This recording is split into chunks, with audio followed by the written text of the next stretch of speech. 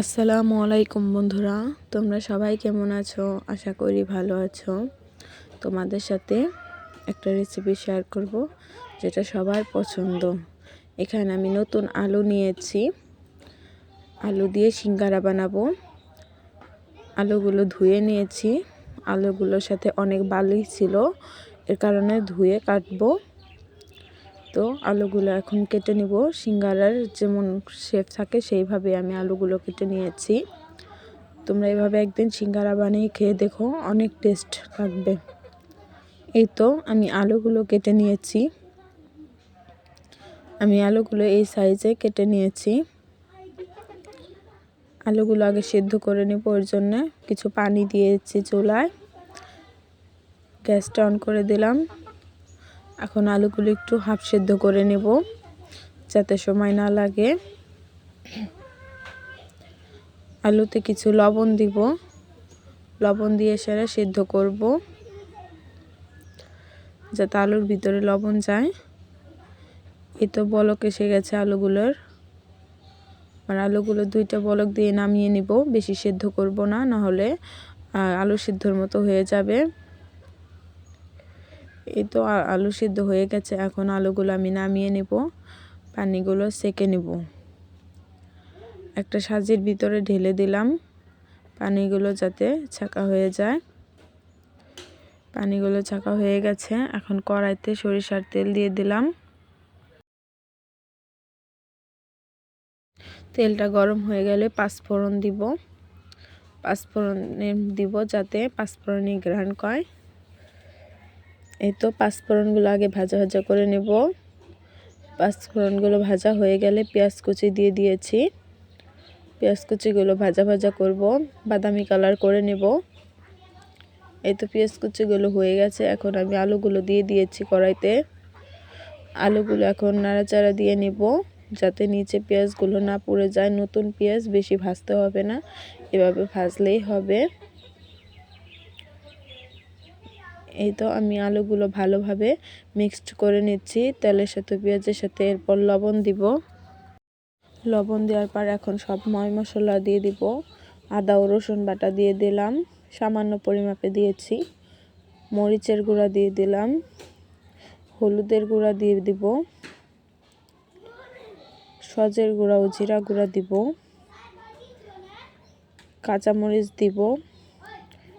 এখন ভালোভাবে নাড়ব, সবগুলো ভালোভাবে মিক্সড করে নিব। আমি আলাদা কোনো পানি ইউজ করব না, আমি তো আলুটা সিদ্ধ করে নিয়েছি, এর জন্য কোনো পানি দিব না। ভালোভাবে মিডিয়াম জালে রেখে আলুগুলো ভেজে নিব। এই তো আলু ভাজি যেভাবে করি সেইভাবে আলু ভাজির মতোই করছি বন্ধুরা। তোমরা এভাবে করে খেয়ে দেখো, অনেক টেস্ট হবে। এই ভাজিতে এক প্লেট ভাতও খেতে পারবা তোমরা।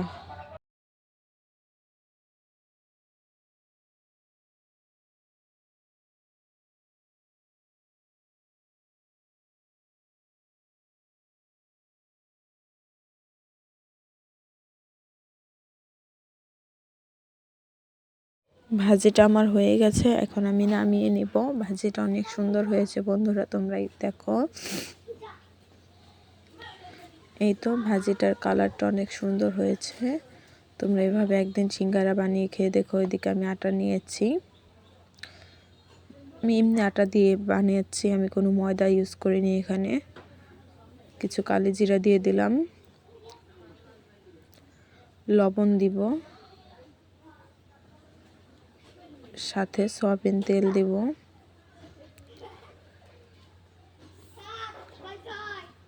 সয়াবিন তেল দিয়ে ভালোভাবে মিক্সড করে নেব। তো সয়াবিন তেল দিয়ে দিয়েছি, এখন ভালোভাবে মিক্সড করে নেব হাত দিয়ে।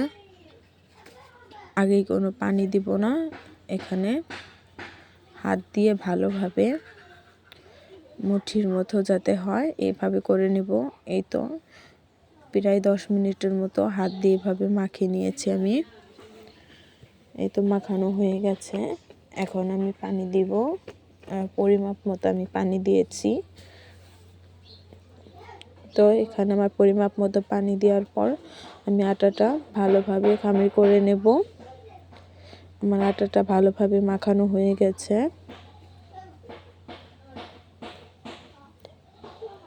আটা মাখানো হয়ে গেছে বন্ধুরা। এইভাবে এখন আমি 10 মিনিট রেখে দেব। 10 মিনিটের মতো ঢেকে রেখে দেব বন্ধুরা, যাতে নরম ও সফট হয় জিনিসটা। এই তো আটা 10 মিনিট পর দেখো তোমরা কত সুন্দর হয়েছে, নরম হয়েছে, দেখেই বোঝা যাচ্ছে আটাটা অনেক নরম হয়েছে।